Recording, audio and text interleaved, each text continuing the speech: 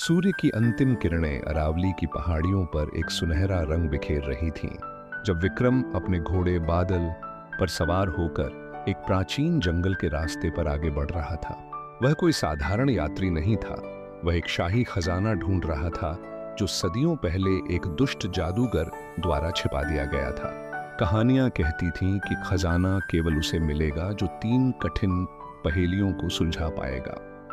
पहली पहेली थी, जैसे ही विक्रम ने जंगल में और गहराई तक प्रवेश किया, एक रहस्यमयी आवाज ने उसे रोक दिया। आवाज ने कहा, हे यात्री, अगर तुम आगे बढ़ना चाहते हो तो मेरी पहेली का उत्तर दो।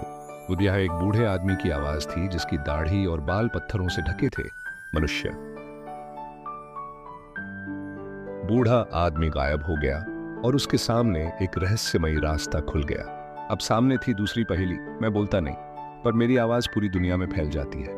मैं शरीरहीन हूं, पर मेरे निशान हर जगह मिल जाते हैं। इस पहेली को सुलझाने के लिए विक्रम एक गहरी गुफा में पहुंचा जहां चारों तरफ रहस्यमयी चित्र बने थे। एक चित्र में एक आदमी एक खाली कैनवास पे कुछ बना रहा था।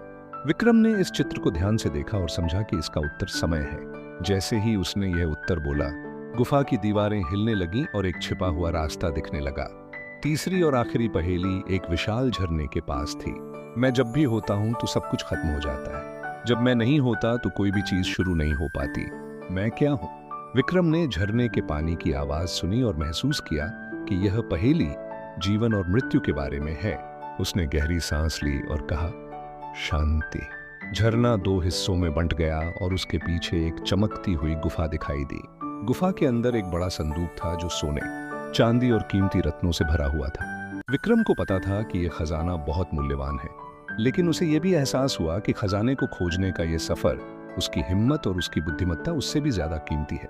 उसने खजाना लिया और वापस अपनी दुनिया की ओर लौट पड़ा। वह केवल एक राजा नहीं, बल्कि एक सच्चा नायक बन चुका था।